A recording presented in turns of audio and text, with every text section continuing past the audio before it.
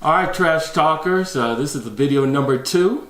Hope everybody's doing well. This is Doc. And, this is Al. All right, so we just finished, this is our Wizard report. So we just finished watching the Washington Wizards play the Memphis Grizzlies.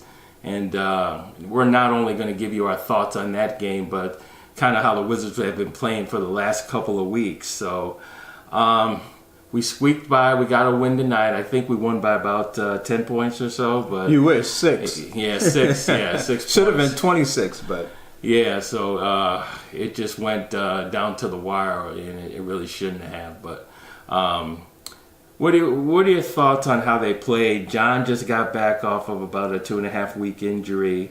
He actually didn't look that bad to me. I thought he played pretty well, and I thought the team kind of responded a little better with him out there, obviously. But he did show a little bit of rust. His handle wasn't as sharp as it normally is. But what do you think, I guess, going forward? What do you look for with the Wizards going forward that John's back now? Yeah, well, one thing's for sure. You can't substitute talent. There's just no substitute. In the NBA, you need the talent. And certainly John Wall has that talent. And when he brings it to the Wizards, you're gonna see the difference, because the people who are playing behind him, Frazier, Satoransky, there's just a big difference between John Wall and those two guys. And it's no fault of their own. They both try, play hard. I don't have a whole lot to say, but they just don't have the talent. And surely John's handle was rusty. I think he tried a behind the back pass or behind the back dribble, and I think it flew into the third row.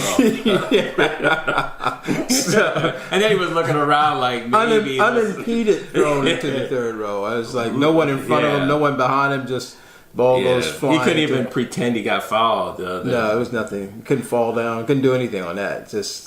But the fact that he was able to get out, he had a nice block toward the end of the game that was showed that he feels comfortable going up. So that's a good sign, because you don't try to block shots if you're in pain.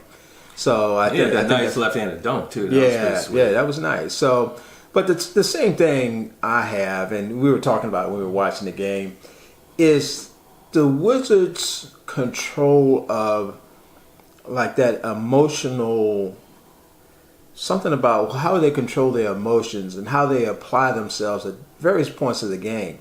We were talking about Gortat. It's like Gortat's a big guy. He plays well. You can't really condemn him too much, because he's the only true big man that the Wizards have that does a little bit of everything. But he plays in the fourth quarter with 3 minutes left the same way he does in the first quarter, in my opinion.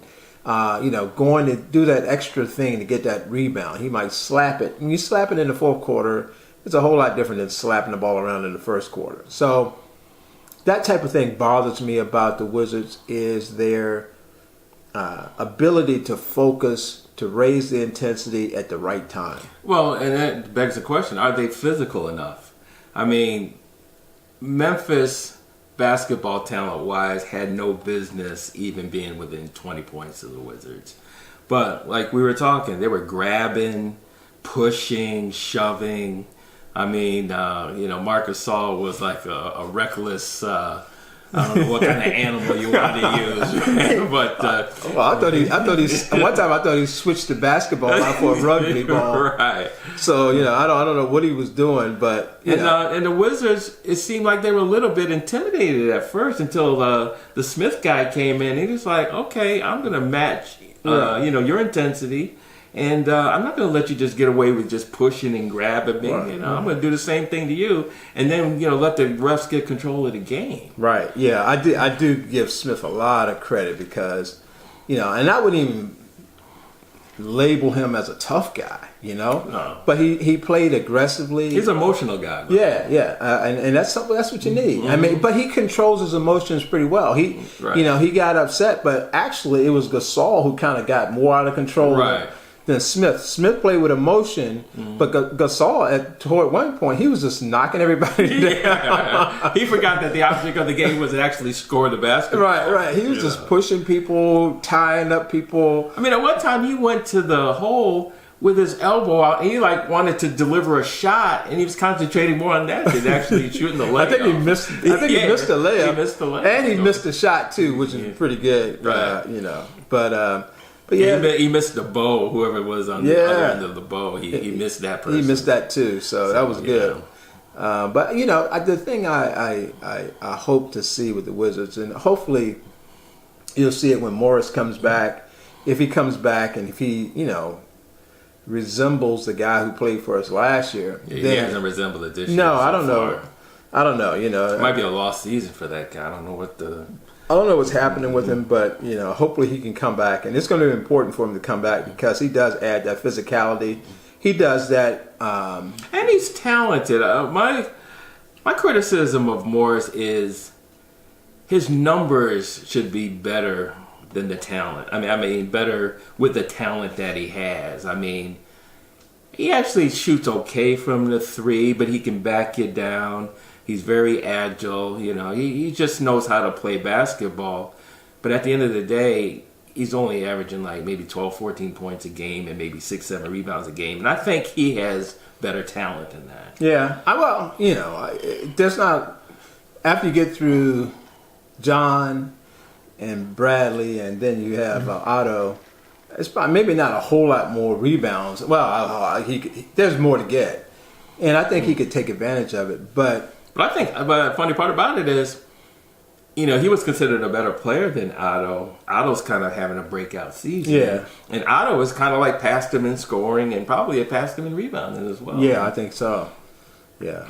So, and I think it's because Otto has a little bit of that emotion and he's very aggressive. Probably out of all the starters. John can get really aggressive too, but Otto is just all over the court sometimes when he's chasing down balls and getting deflections and things like that. Yeah. So Otto's still not too proud to beg. No. he will go after it, and that's what you need. You need people, and I think the Wizards. What's interesting about their mentality is they are a good team. But what they don't realize is that other teams who aren't good see them as a good team, and they're going to play their best game to try to beat them. Right. So, but the Wizards think, we know what that feels like when we're outmatched, so we can just coast. And they can't coast in any game. No. They can't coast. I don't know if they could coast. They're not good enough. They have to come with their best effort to beat teams they should beat. Right. They have to play hard, and they'll win the game. Right. But if they come out and they let the team back, and then of course I don't want to go here, but same thing that happened with the Clippers game. Right. Complete control of the game, the whole game, just would not put it away. Missed some key free throws, which was an awful thing for them tonight. They just kept missing free throws. I think they were 12 of 24, 50%. That's kind of That's Well, that's a recipe for losing games. Yeah, that's a recipe for losing games. So 50% from the free throw line doesn't do it in an NBA game. May not do it in a rec league game. So when we were playing at Wakefield, I'm not sure we shot that poorly. I don't recall. And just when they miss free throws, they miss them at the most inopportune time. Once again, it's timing. And if you recall last year when they went on that nice run, those things they had kind of turned the corner on. Right. They were closing games. John was making 2 out of 2 free throws. It wasn't like going down and not getting a shot up in a possession, with less than 2 minutes. Covering everybody, not giving up something. So those are things I thought they had overcome. But maybe with the people being out, they've got to go back and do it again. I mean, we were talking about the Clipper game, and Satoransky missed those 2 free throws down the stretch. He was actually having a pretty good game, but I guess my question is, down goes Frazier. Goes Frazier. Yeah, Frazier. I think Satoransky might have moved up, and I think Tim Frazier might have moved down a little bit. Yeah. But should Frazier have been in that situation and know that Satoransky hasn't been in pressure situations? Oh, I'm sure Frazier said I would have made those 2 free throws. Yeah.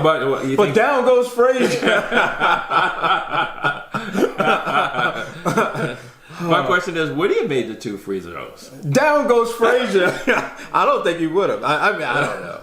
I mean, it's hard to tell. Anybody can make 2 free throws. But I think he has. Satoransky, you know, we've been talking. Satoransky, I think, probably has passed him. He's so much more athletic. And he has a size. He defends better. Right. And he is another one who is a game competitor. Right. You know, he's always going after his man on defense. Mm-hmm. He's looking to, and he never gives up on a play. Right. You never see him not trying to rotate. You never see him just standing there. So that makes a difference. No, he's committed to defense. He's committed. Probably more than anybody else on that team. The only thing about him is that he just can't finish. I mean, once teams figure out that all he's going to do is drive to the hole and look for the dish. Right. And not only is he looking for, I don't know if he can do anything else but dish. So you know, but it's so funny. I don't think I've ever seen him in a crowd, you know, under duress, try to make a layup in traffic and things like that. Has he ever? Well, he had tonight. He had the breakaway layup. Right. Which but I'm not even talking about that. I'm talking about like when he actually beats his man off the dribble. Yeah, he doesn't. Yeah.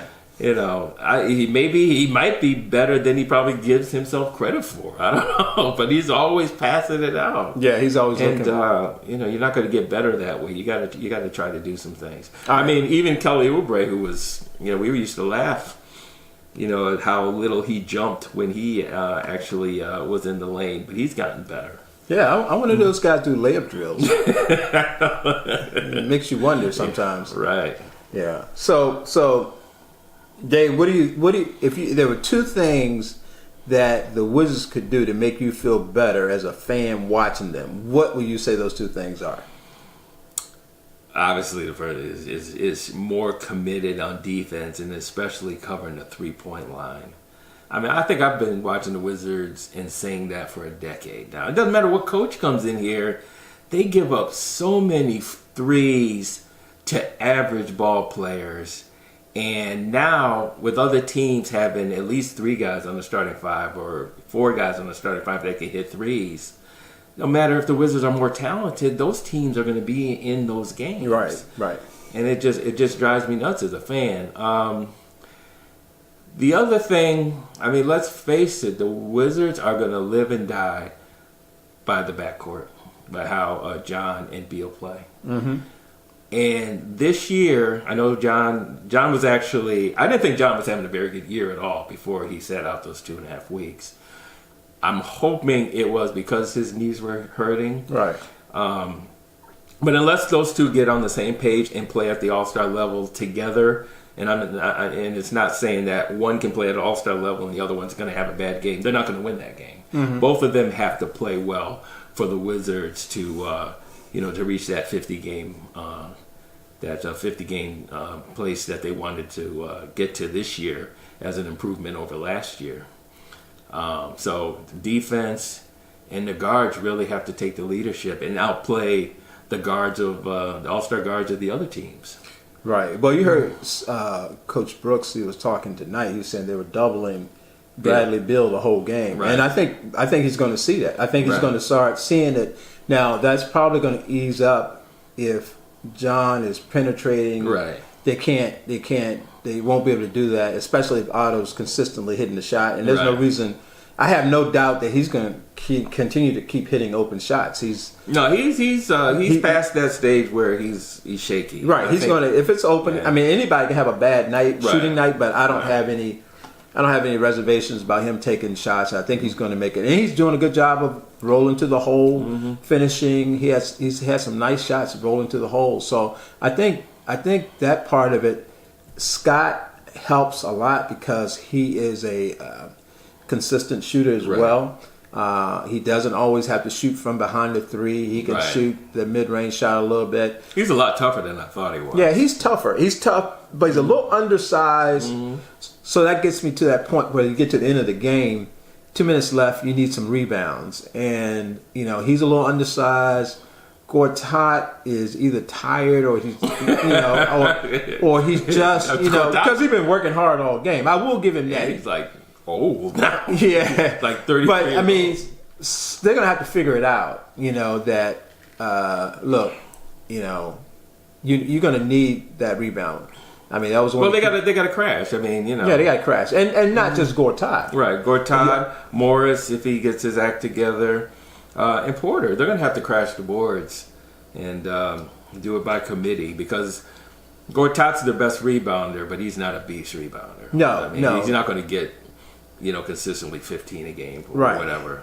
And people aren't going to back off, like, okay, I know he's going to grab the board. Right. He's not that type where like, whoa, end of the game, I need to give him some space because I might Right. get, I might catch a ball or something like that. Right. If I challenge him for a rebound, he's not that People guy. are confident that they can get a key rebound against the Wizards. Exactly. And so that's a Especially problem. with the game on the line, and that's not good. That's not a good reputation to have. Right. That's not what you want. That's not what you want going in. So, Well, I'm going to turn that question around to you. I mean, I guess let me ask first, though, what is the goal of the Wizards this year? How far can they go this year? And then what's going to get them there? wow, that's a good question. As big a fan as I am, it's just hard for me to see them getting to the finals, to the Eastern So you think Conference so Finals. you think I think it'll come up. come up short again? Yeah, I think they can go two series in, but last week I was talking about Boston, Mm-hmm. but Boston's pretty consistent, and over a 7-game series. Boston got a good team. They got It's gonna young be talent. hard. You the Wizards. I could see it going the exact same way. They could split, but if they had to go to Boston to win the 7th game, I don't see that team being able to do that there. And I think the Cavs. yeah, Cavs. LeBron. They're just not. They don't have an answer for LeBron. And until you have an answer, or you have in other parts that can just overpower his team collectively, you're not going to beat the Cavaliers, and they just kind of settling down. Since the last time we talked, I think they went on a long streak. the Cavs. I think they won like 12 or 13. Or 14 they just lost. So they quickly righted the ship. right. And like I was saying, last time I said, they're just cruising. LeBron knows where he wants to be. Pick it up a little bit, slow it down a little bit, Right. and he's gonna pick it up again. And he doesn't panic. I mean, No, he's not. He's been there. How many championships has he been to consecutively? 7. Yeah, that's That's crazy with 3 different teams. That's crazy. So that tells you, he knows what's going on. But if to surprise me, Morris will have to come back and play at a high level, and that's contributing to that rebounding situation at the end of the game, because I think he has the physical tools right. To contest more shots. Gortat doesn't really contest anything that comes down the lane, and Morris doesn't really contest anything that comes. Now that's what I like about Smith, was contesting shots, Right. and my man, who I trashed last time, Mahiney, at least he will contest shots if he can get his. Who's the guy? If he can get his 10-man legs, No, he is the stiffest. he can squeak it a leg. He is truly a 70s big man. Oh, he's a 70s. Yeah, he's a 45 with dust on it. I mean, that guy. He's truly playing in an era that he doesn't belong in. Yeah. So if we can get the 10-man, Yeah. Well, But you know- oil him up before the game. you have to oil him up, and then he's probably going to be too oiled, and I don't know, man. He's going to have a problem no matter what. But you need someone contesting shots, and we don't have a shot contester. Oubre will try it. John will. But you can't have your point guard leading you in block shots. Yeah. That says something about your team as well. So, Well, unless they make a trade, So what I'm saying We don't is, have that. what can surprise me, I don't know. I think Oubre is going to continue to play a little better. Well, let me ask you this: are they a better team than last year? They should be. I But think they should. They should be, but so far they're not. And I think probably because, like we said, Morris is not playing Right. well yet. So Right. And I think their mentality. Last year they were hungry. They Mm-hmm. came into it. They lost the first few games, and then they went on a streak, and you Right. could tell it was it was that drive and some of the things that they have a problem with. Fighting that were over a pick instead of just dropping under and challenging after the guy's up for the three. I think that's what I'm waiting for. That before the All-Star break last year, where they were winning every home game, they won 14 home games in a row. I'm looking for a stretch like that. Right. To just show that, now... that they got that chemistry. I mean, they haven't really found their chemistry this year, which is odd because they really haven't changed that many players. Right. You would think it would be better this year. Right. But once again, we'll see how Morris does. I think Scott is... That was a good pickup. That's a good pickup. Yeah. Meeks, he's still up and down. I mean, he's one of those guys who truly has to be wide open to hit a shot. And I thought he was going to be a little more elusive than that. I thought he would be able to get his shot a little bit easier than that. I thought he was bigger than he is. Yeah. But he's not. He's not that big. I think he shrinks every game. I think when he first joined the Wizards, I think he was 6'7", but now he's 6'4". Oh, but he'll be Muggsy Meeks. He'll be 5'3". Oh man! But I would. I think the Wizards will always are a fun watch. Because you just don't know what you're going to get. But you ended up screaming at the television. Let's talk about this. What kind of grade do you give the coach? I don't know. The coach looks a little. His body language is. I was watching the post game interview, and his body language was off. He had the paper there, and he was saying, John didn't get a lot of assists, but people were missing shots. He just looked like he wasn't quite sure what to do. He just seemed a little off. He didn't seem like I think not only does he have to manage the talent, I think he has to manage personality issue.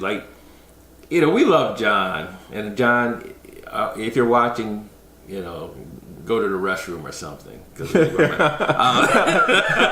don't have a commercial break. Yeah, we don't have commercial break. So if you want to go to the fridge and get something to eat. We're working on that. We hope to have a commercial break at some point, but I think you were saying in the last video, he's quirky, and I'm not sure the coach can deal with that yet, or has figured that out yet. Right? Do you remember when Scott Brooks played? Vaguely. Yeah, I mean, well, he wasn't he wasn't a main attraction, but he got minutes. He was a decent player, though. He was a decent player, but see, Scott Brooks played. He was 100%.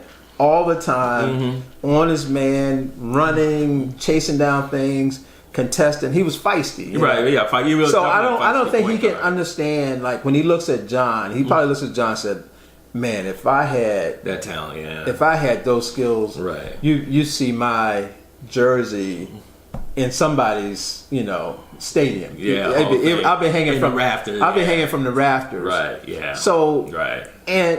But you can't say John's not competitive because he's emotional. He's competitive. I think he does a pretty good job of leading the team. But it's just those moments that I just can't quite put my finger on. Where I don't know whether he's trying to defer. Maybe it's that same thing that happens to LeBron sometimes. Right. Where he gets caught in, do I defer? Do I pass? Do I take over? And when you're thinking about it, then while you're doing all that thinking, somebody takes the ball away from you. Right. And I notice a lot of times John's confidence level fluctuates. I think it was last year when they closed out the series against Atlanta.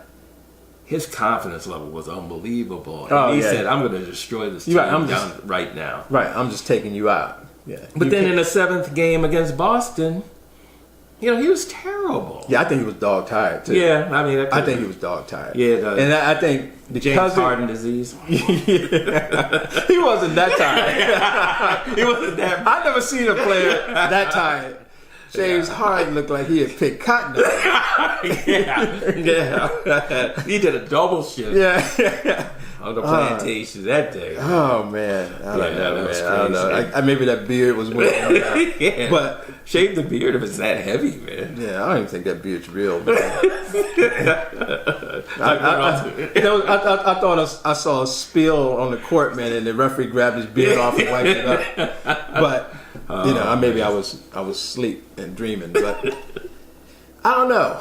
That's the thing with John, and in fact, the fact that we feel a little even hesitant about offering that type of criticism about him because I don't want to affect his confidence. Right. I don't want him to think that he's less than an all NBA player. Well, I mean, it's just me and you talking, but I feel like if he watched it, that it may have some impact on him. Right. Hopefully, it will be positive, but he's got to dial all that noise out. Yeah. He's got to realize that he's the man.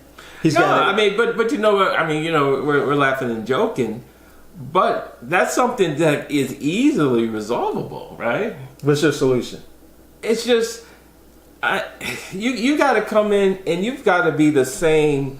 I mean, it's that old mentality. If you shoot 11 times and you miss all 11, who cares? Right. I'm gonna hit the 12th. Well, that means I've got a really good chance of making the 12th one. Right. Yeah. I mean, you can't look at a poor performance or a poor quarter or a poor stretch and think that that's how you're going to play the rest of that game, because it can change in a minute's notice. You can still make that steal. You can still make one of his blocks. Right. There's always, especially at the point guard, you can always contribute and do something. Right, you can always. Right. And in fact, you almost have to. Right. Every second. You could have a poor shooting night. I always said, just to name another point guard, Jason Kidd could probably control a game without even shooting the ball. Yeah. He was so good passing and playing defense and things like that. So, yeah. John, if you're having a poor shooting night, so what? Yeah, we don't care. Yeah. Just go after, keep going after it. Yeah, keep going after it. Keep putting pressure on the defense, and then you can hit your other team. I think that's his main skill anyway, is making the Gortats of the world look a lot better than they really are. Yeah. Well, one of the passes he had today was ridiculous. Yeah, he was passing the ball. Gortat probably should put John Wall's name on his tombstone. That guy contributed to his livelihood in an immeasurable way, because he sets him up. That guy Gortat shoots. All he does is shoot layups the entire game. Yeah, and that's a great thing. That's really a indicator how good of a passer, penetrator, how well John sets that up. Right. Because it doesn't happen when he's not in the game. No. If he's not playing with them, no other point guard that has played for the Wizards in the last 5 or 6 years that John's been here has ever able to duplicate that. Yeah, they don't. So you can see it right there.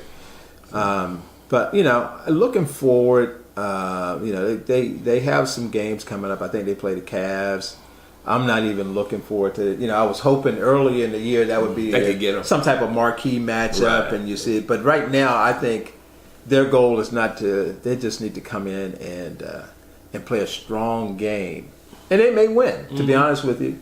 You think they have a shot at 50 wins this year? I still think they have a shot at it. Mm-hmm. I think they can. I think they will go on a nice stretch. All right, Trash Talkers, we're going to wrap this up. So I'm going to start out by saying, give a summary of what I'm feeling about the Wizards right now.